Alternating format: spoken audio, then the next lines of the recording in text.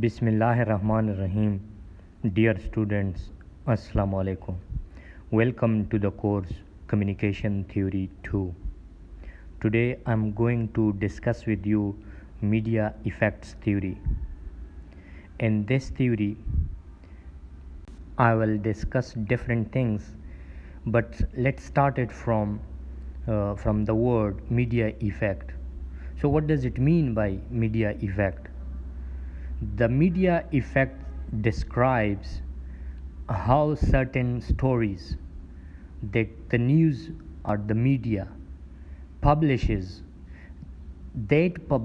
may influence and to amplify current price trends in a particular assets class, sector, or overall market.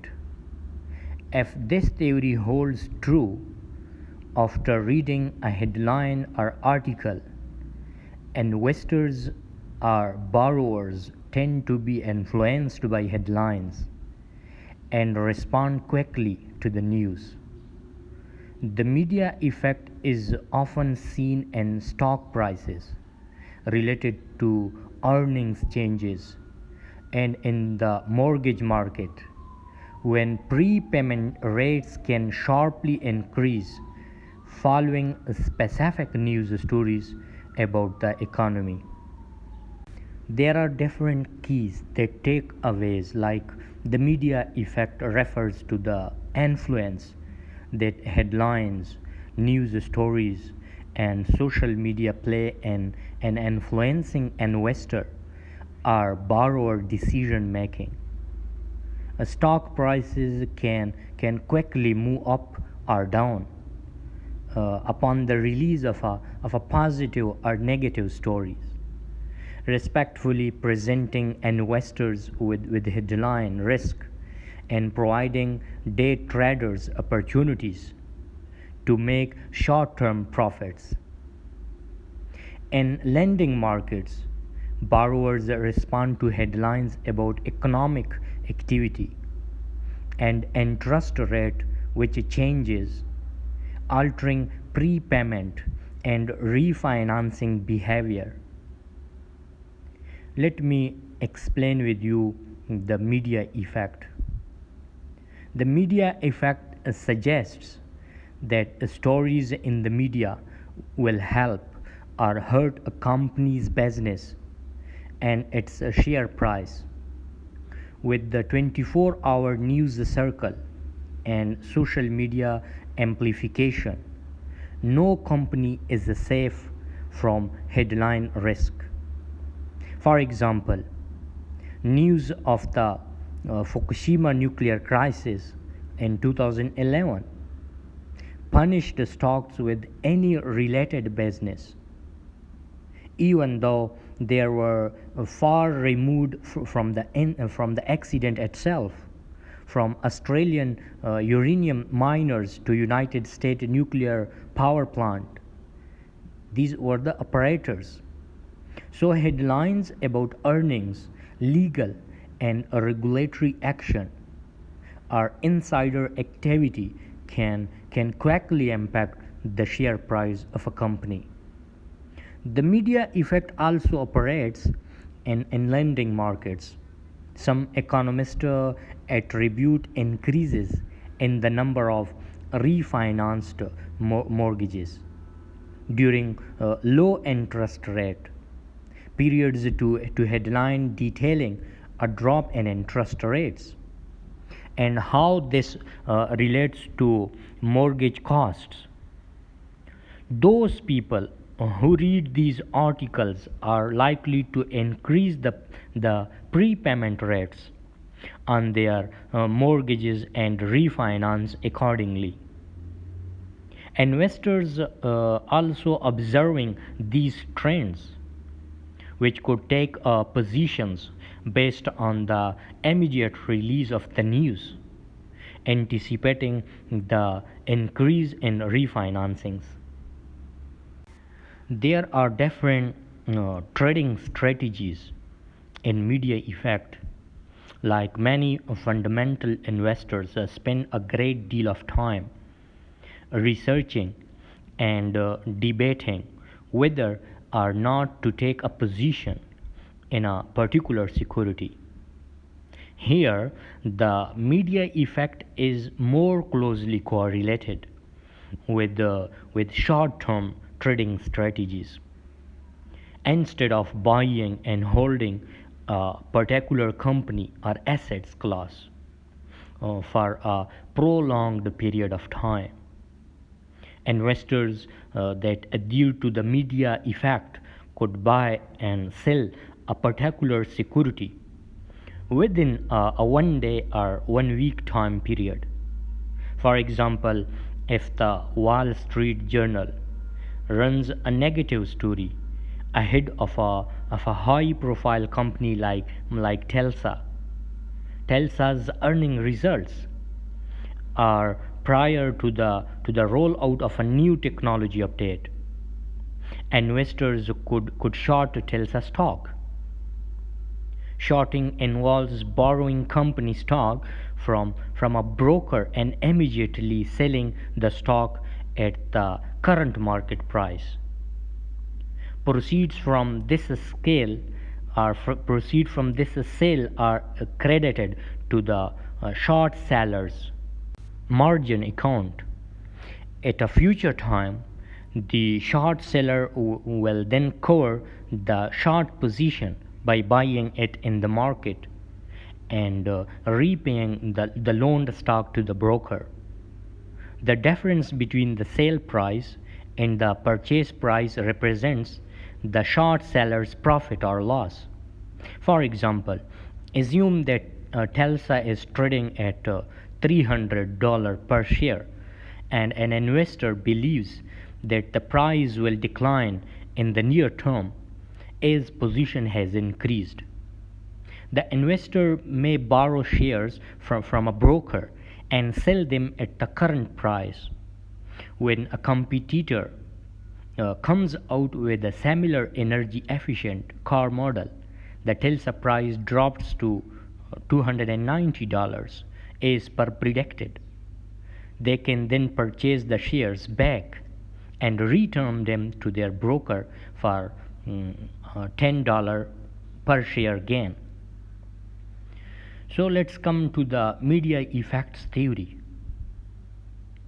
Media effects include different theories that explain how the mass media influence the attitudes and perceptions of audience members. First, this entry touches on the history of media effects. Second, it gives an overview of the main theories in this area. Finally, using three of the most theories within media effects, like framing effects, agenda setting, and priming, the entry explains media effects theory and the psychological mechanism involved in these three theories. There are several important theories that fall under the umbrella of media effects. It is beyond the scope of this entry to elaborate on all of them. Here is a brief overview of some of these theories, like cultivation theory, exemplification theory, uses and gratification theory, and the third one is third person effect. The cultivation theory, I already discussed this theory in my previous lectures, and I came to know that uses and gratification theory, Sir Anwar already discussed with you in your previous semester. So I will talk about the exemplification theory. This theory basically is the gathering and categorization of information necessary for survival or success have taken place in some form of for millennia, but since the dawn of mass media, human beings have relied on this sort of important information to be mediated to them, as opposed to it being learned from first-hand experience. Despite these changes, the exemplification theory suggests argues that the gathering of simple experiential knowledge serve is better than knowledge that comes from an abstract event. Additionally, I will say that particularly salient events will stick better in the minds of individuals rather than irrelevant ones. And human beings do categorize the similar events for the purpose of accessing the true import of information. Finally, the cognitive process that occurs with the retrieving exemplars, it relies on events that remain most in one's memory, as well as the categorizations of simple versus abstract experiential knowledge. The third person effect theory. The fact that researchers study media effects should give a relatively clear indication that the media do have some sort of effects. However, despite the fact that media consumption levels have grown exponentially since the early 20th century, it is natural for individuals to think that the media are not having an effect on them. Instead, the assumption is that the media are affecting others, and yet it is obvious that those other individuals would say the same of people that they perceive as others, which would inevitably include the original individuals. This paradox of media effect has come to be known as the third person effect. The assumptions on the part of people exhibiting these effects are that communication stimuli have a bigger impact on other individuals, and that behavior must be changed to match the assertion that media are having a larger influence on others. Effects of media violence, even to those not familiar with media effects research, the fear that violent media content will influence viewers to engage in actual physical violence with others is not a new phenomenon. In social science circles, however, there is no doubt that the popularity of this can be traced back to Albert Bandura's infamous Boo Boo doll. His experiment, this was his experiment. Different studies presented compelling evidence that supported social learning theory and the idea that children could be conditioned to engage in violence. Although Bandura's study generated controversy and criticism, decades of research has in fact demonstrated that there is causal link between media violence and actual violence. Framing effects, agenda setting, and priming, three of the media effect theories that are commonly used in the study of political communication are framing, agenda setting, and priming. Different body of research has signaled that the latest paradigm shift in political communication research. Considering the importance of this research area, this entry focuses on these three important theories of media effects, explaining the cognitive process involved in them. The research on frames and framing has provided an area of literature drawing from diverse fields. You should know that frames are a characteristic of the discourse itself that provides a central organizing idea. They form a structure, on which other elements are built, which is calling the attention to some aspects of reality while obscuring other elements.